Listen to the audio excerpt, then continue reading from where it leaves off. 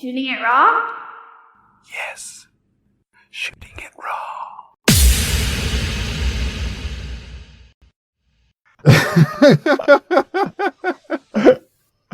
Okay, well, this one's called sauerkraut.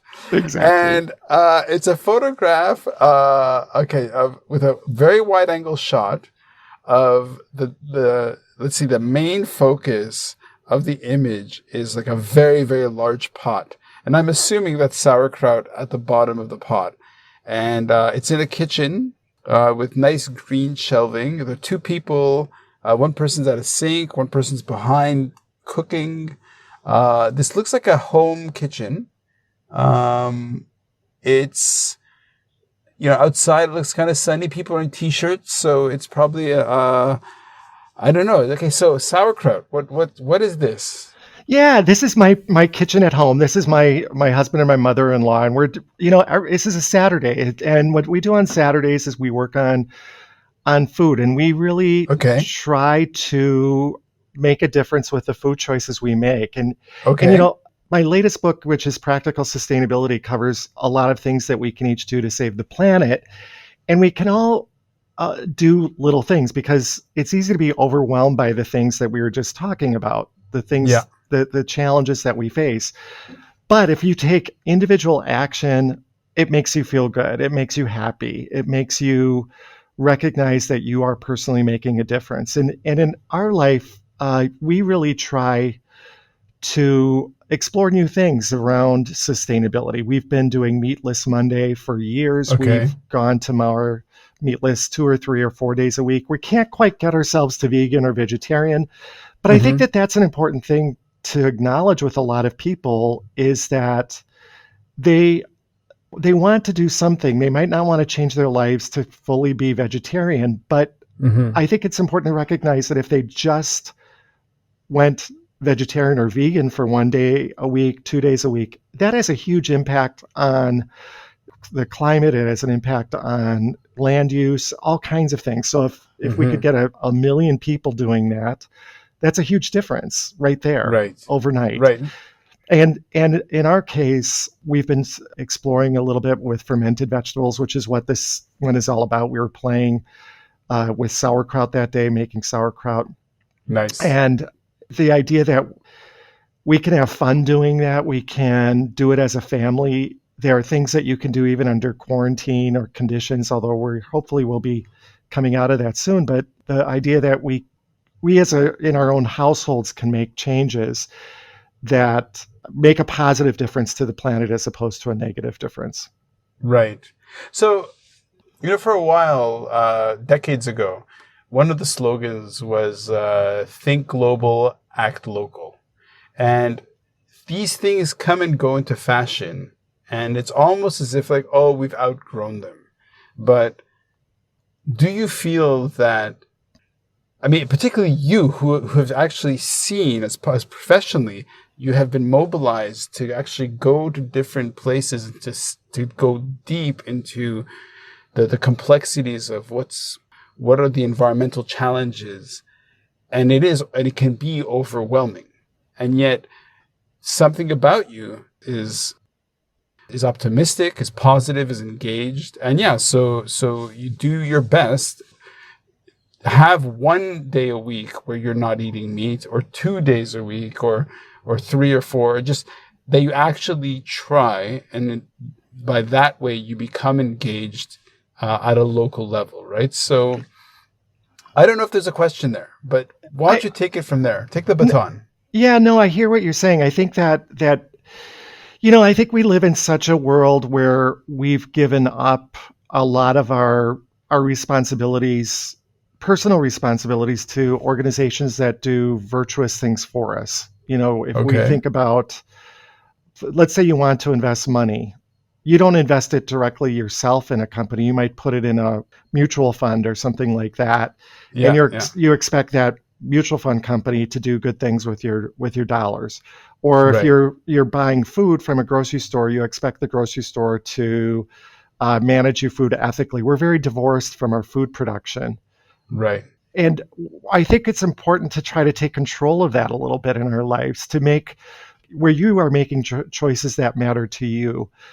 We've given up so much of that. I mean, if you think about our meat production, at least in the United States, and I know in many parts of the world, it's heavily industrialized.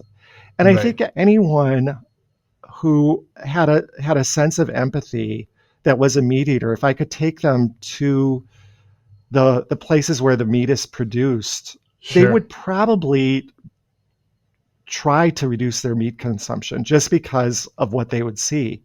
Yeah, I agree. Yeah. And I think it's important for us, whenever I teach sustainability, I try to show the reality of things, of the choices that people make. That if you like to go clothes shopping, well, let's go deeper into that, where the clothes are produced and the impacts on the labor markets and the impacts on the fast fashion, on the waste stream, and the chemicals that are produced through dyeing, and how the dyes are polluting groundwater and drinking water around the world. And once you understand that, you take a little bit more responsibility for your own actions. And I think that's a big part of what sustainability is all about, is really owning your choices. Okay, so just to give some context, what is the population of the town you live in? It's a few thousand people. Okay, a few thousand. Okay. Well, a few tens of thousands of people, excuse me. Okay. And you're an educator. Correct. You're a teacher. You're associated to university, yes?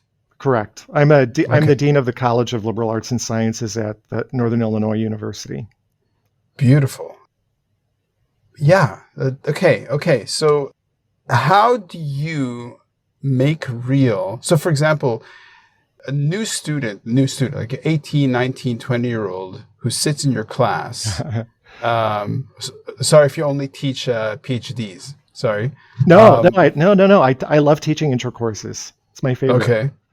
So how do you connect them if they haven't seen the world, and maybe they haven't, to this idea that, hey, look, we live in a really big, massive, planet, but actually the biosphere is this little film of life on this huge rock, and the balance is quite delicate. So how do you connect each individual person to the things that you've seen to feel responsible and motivated and engaged?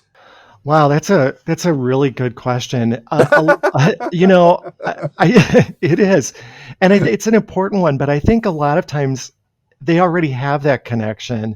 Okay. It's really framing it out. All of us have a connection with nature in some way, and I think that the younger generation, they've been growing up with this idea of environmental change. Okay. They understand that they live in an altered world, and an unfair world. That's another aspect of sustainability, is the idea of equity within this. And my university has about 50% first generation college students that come to it. And I used to be at a university that was a private university with a lot of really great students that were highly privileged, that were very different from that group. And this group where I'm at now, they understand issues of equity in a very different way, and see issues of environmental injustice and recognize the global nature of it in ways that I think are really significantly different from previous generations. So it's building the connections. I mean, talking about things like the Flint water crisis, or talking about things like electronic waste, and showing the connections from the local to the global, I think are really important. Talking about plastic waste and how microplastics are getting into drinking water globally, talking about plastic recycling, and how our choices to be consumers of plastic water bottles leads to waste problems around the world. All of those things build connections that provide deeper understanding. But within that, it's really important to also build a sense of hope, because I don't try to sugarcoat it and say that we're going to go back to a perfect world. I go back to the first image that I picked, is we do live in an altered world. It's just, what can we do to make our lives more meaningful, more healthy, and so that we do limited damage to the planet while we're here. Right. Okay. So many roads. And the issue with a 1 hour podcast is it goes by really quickly. I know. I could talk to you for years. Okay. So what do you feel? I mean, it's a liberal arts college or liberal arts Yes. faculty or Liberal arts college, liberal arts and Okay. sciences. Yeah. So explain to the listener who has no concept of why liberal arts is different from any other kind of university. Like, what is it that's unique about the liberal arts curriculum that might awaken things? You know, the liberal arts and sciences are the core of most universities. It's the things that include the humanities, the social sciences, the natural sciences, as well as interdisciplinary centers. It doesn't include things like business or health or education or engineering or some of the other applied colleges you might see at other universities. So it is the basis of the traditional knowledge that you would learn at a university. And in the United States, the idea of a liberal arts education, liberal arts and science education, goes back to the early founding of universities here. And so we're responsible for the general education that most students get. So in the United States, the way that we do it is that we have majors, but within the major, you have to take around 60 hours, 30 to 60 hours of liberal arts courses that are broad-based, that provide a foundation of breadth of knowledge, so students are widely educated so that they can be good citizens. Well-rounded. Yeah.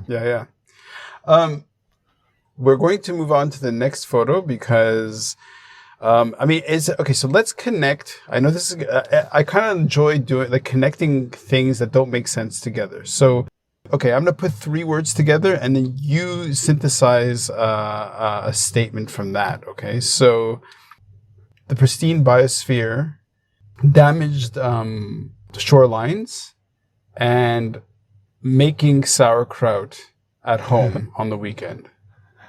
What is the thread that connects them all? I think it's hope. You know, I think it's the idea that we have a world that is changed, but that through it we persevere. I mean, I've traveled a lot in the Middle East and South America, Europe, and one of the things that I see over and over again, I know you've traveled a lot and I'm sure you've seen it, is the persistence of humanity. And the very first place I traveled internationally was to Yemen, which is a weird first place to go, but that's my story. And so, I grew up in a really small town of 2,000 people and went to Yemen, and it was. I love it. It was great. I think I was well suited for that experience, actually. But what was so impressive about that trip is just seeing the layers of history over time, and that there was persistence throughout really difficult environmental conditions. Right. So when you went to Yemen, the sort of the filter or the lens you're seeing through, I mean, I don't know if it was a tourist trip or if it was a learning trip, but your perception of time and history and the environment must have been through your geological training.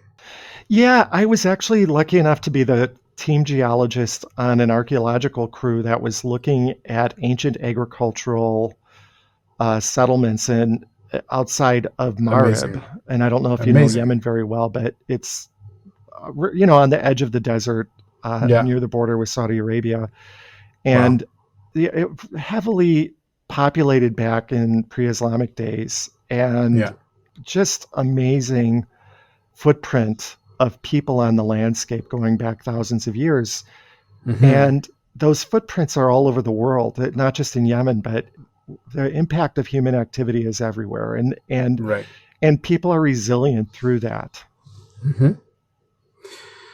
Wow. Okay. Somehow you managed to connect sauerkraut to Yemen. Amazing.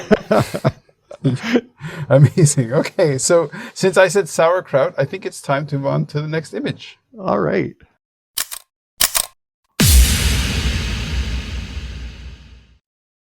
So is life really a gift? Really?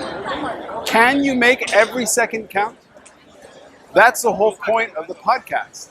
So if you like what you've seen and you're inspired, because that really is my mission, then please give it a like, subscribe, and share. Shooting it raw?